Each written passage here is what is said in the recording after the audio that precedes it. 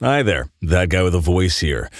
Google is a wonderful, wonderful creation. You can find information on any subject that you want. You can scour the deepest parts of the internet and find the wackiest, wildest things. You can go to page 2.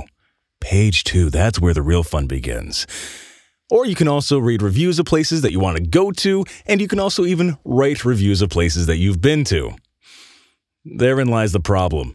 You can write reviews of places that you've been to. These places include strip clubs. What compels somebody to write a review about a strip club? I don't know. I don't want to get into their mind. It's probably a horrifying place. But for the betterment of humanity, or even to look out for their fellow man or woman, they do it. And I'm glad that they do, because sometimes they're really, really funny. Other times, it's actually quite sad. But we get to read them, so let's take a look at a few of them, huh? So I've picked 4 or 5 strip clubs randomly, read through the reviews, found a few good ones, and in the disclosure of anonymity, to keep people anonymous and not pissed at me, I'm not going to read their last name. I'll just give the first name, and I'll try to remember to black them out in After Effects. Here we go. Pirates Cove in Portland, Oregon. Jemmy writes, "This is the only time I've been compelled to give 0 stars. Please, please, Portland has a big strip club scene. Don't waste your time with this place. The bartender is Jabba the Hutt with piercings, the girls are trash, and the place smells like urine. You will regret stepping in here. LOL. Maybe if you want American Horror Story freak show in real life, go for it." I feel bad for that guy. I mean, you're going to a strip club. People piss there. People jerk off at a strip club. You're going to find things that you don't like. You're going to find people that just have the body of a intergalactic space demon. Nicholas writes, "Marry me, Violet." Oh, God, you poor son of a bitch. This guy needs to get laid. Nicholas, you got to find out what your hand can do for you, guy. Ian writes, "This place was like a retirement home, and not a nice one. One of the scary abusive ones from Dateline." Oh, those are not. I've been in a few of those before. Yeah, they smell bad. The people look bad, and the employees just don't care. Poor sons of bitches. Don't put your grandparents in a bad retirement home. Anyway, the patrons were all senior citizens, all of them. So, are you calling yourself a senior citizen there, Ian? One dancer was painfully skinny, with obvious signs of a past or current opiate habit. The other was unattractively pudgy, not in a voluptuous or BBW way, just flabby and out of shape, with teeth straight out of a don't do meth ad. Ian, not to be an asshole, but take a look in a mirror, guy. You are in no position to say someone's unattractively pudgy when you yourself is kind of doing that. Poor guy. Anyway, next. From Jeremy. "This place just plain sucks. The women are gross, the bartender is the worst, and it smells like a bum's nutsack in there. Don't bother." Jeremy, why are you smelling bum's nutsacks? Why are you doing that? Smell better things. Smell roses. Smell some vanilla. Smell something. Don't put your nose by a bum's nutsack. If you're putting your nose by a bum's nutsack, that means you're probably sucking his dick. So, Jeremy, here's a little tip.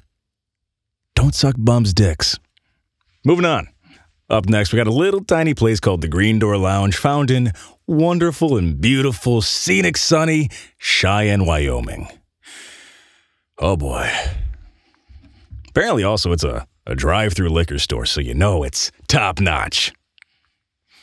Christopher writes, "Was a very trashy after walking in for 10 minutes. Felt like I was gonna catch something.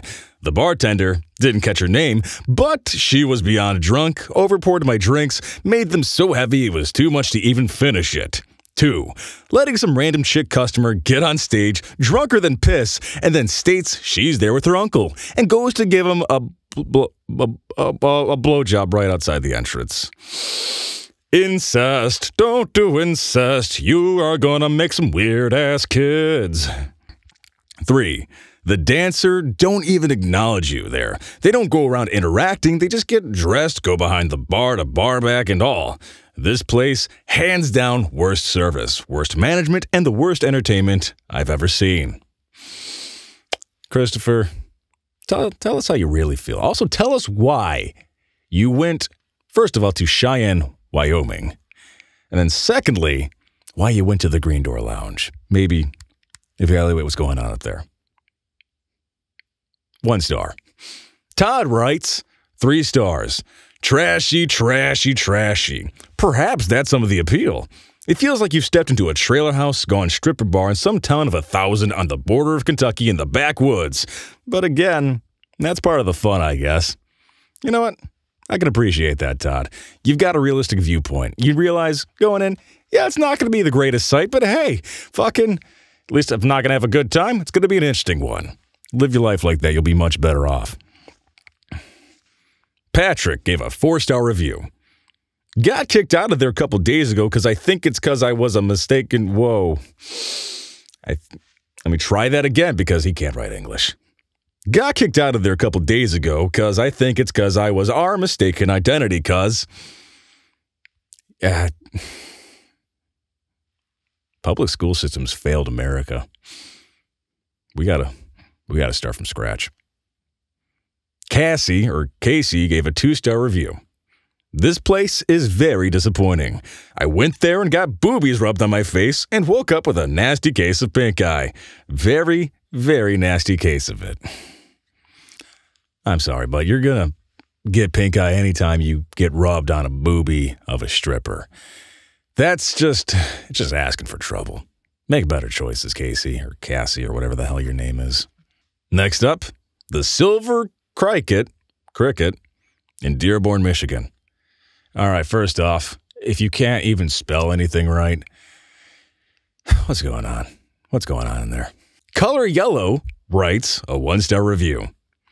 This place is horrible. Coworker warned me, but I didn't believe him until after today. Get home, I realized the dancer Russian public system has failed us completely. Run-on sentences, periods, punctuation. They're not expensive. It's free to use punctuation. This is not Wheel of Fortune where you got to buy a goddamn vowel. You don't have to buy a fucking period or a comma. Just press the button. It's there. From the beginning. This place is horrible. Coworker warned me, but I didn't believe him until after today. Get home, I realized the dancer Russian Cream went in my pockets and stole my wallet. Needs better Daners. This place is busted. I want to meet this Russian Cream. That sounds like a lovely, lovely drink. Don't drink anything out of that Russian Cream, though. You're gonna... That's how you get Russian AIDS. Sorry to anybody that's got Russian AIDS. Sorry to any Russians with AIDS. That was insensitive, but I don't care. Rob gave a 4-star review. Great place for a nice round of golf, except my 9-iron was a bit rusty after coming home from this course. I don't think that you're playing golf there. Something tells me you're not playing golf. You're not whacking a few balls. No. Hopefully your wife don't find out about your little golf course trips, because who am I kidding? He doesn't have a fucking wife. G gave a 3-star review. She's got crabs. Now I do too. Wrap it up, fellas. He's got crabs. He got crabs from this place, but still gave it 3 stars. This has to be an absolutely goddamn amazing place. The hottest people, if that's only going to give you 3 stars. It's going to knock down 2 stars off of a 5-star. What did you do in that back room that still made getting crabs worth 3 stars? For me, a 3-star experience is like, yeah, wasn't great, wasn't bad. If I get crabs, I'm not giving anything 3 stars. Voice gave a 2-star review. This place was average at best. The drinks were overpriced. The black women were on point, but the white women were out of shape and built like tubes of toothpaste. Let's think about this. A tube of toothpaste. Is this a tube of toothpaste that has been used graciously, as it's been squeezed and snarled and just like, or is this a pristine, kind of conical looking tube of toothpaste? I'm going to assume just really snarled, used up, and like you've been trying real goddamn hard to get that last cubic centimeter of toothpaste out of it. So not good. All right, last round. It's a Silver Dollar in Eugene, Oregon. We got 2 places from Oregon on the list. Oregon, you might want to get your shit together. Find better strippers. Or don't. Have some stories out of it. Anyway, let's go. Sam wrote a 3-star review. Went in looking for Apple. Not there. Are you looking for a woman named Apple? A woman shaped like an apple? Are you looking for an Apple iPhone? Like, what are you looking for? You're not going to find apples. Why are apples on your mind? Oh, are you talking about Adam's apple? Ooh, I don't think so. John gave a 2-star review. Caution, sexy girls, but they will try to entrap you into sexual conversations. Past dancer says private lap dance area is wired with microphones. Be careful what you say in this place. Oh my God. This is a man with schizophrenia. This is a man that needs medication. Don't be like John. Get medication. And also, I would love so goddamn much to hear the conversations in the back room of a strip club. Oh my God. I'd actually probably cry and feel really terrible for everybody involved there. On second thought, no. Rabblebark Moo. I don't think that's a real name, so I'm not going to censor it. Gave a 3-star review. First experience at a strip club. Girls were gorgeous. One of them in particular was amazing with what she can do. But just a little too crowded for me. Can't handle the lights due to epilepsy. I don't know where to begin. First of all, you wrote in particular. You got a southern boy up in Eugene, Oregon. Is Eugene known as the southern part of Portland? I just assume Portland is an entire state. I don't know. And also, if you got epilepsy, you should be aware of what you're getting yourself into. Also, fun fact, I think it's like 5% of epilepsy is the flashing lights. Induced epilepsy, the rest is just your brain's just misfiring. So, I could be wrong in those numbers. Danielle's going to yell at me if I got that wrong. I know she will. Anyway, and the last one.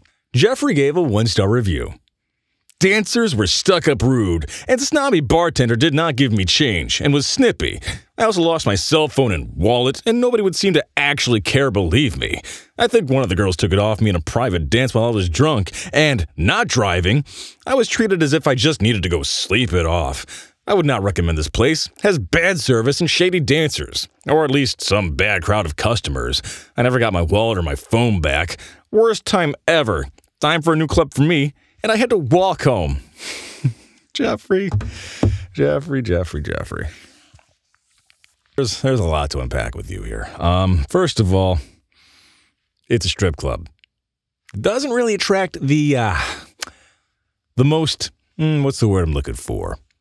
Classy? The most law-abiding people, I would assume. I mean, yes, there are individuals who are completely law-abiding citizens who would never even dream of skipping school or stealing a candy bar that would love to see hot, naked women just bounce their titties around. But for the most part, it's not good people at a strip club. And this is speaking as somebody that went to a strip club one time. Anyway, your stuff's going to get stolen. Maybe don't be so drunk that you're just like, blah, here's my wallet, here's my phone. Like, maybe, just maybe, evaluate yourself, and then don't go to strip clubs. That's the lesson. That's the takeaway from this.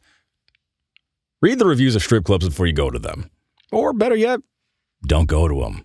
If you like this video, why don't you subscribe? Tell me that you liked it and like the video itself with that little button, clickety-clickety-clack. If you didn't like this video, tell me.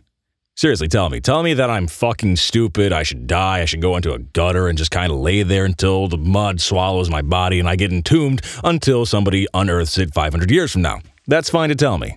I'll take that valid as criticism. Okay.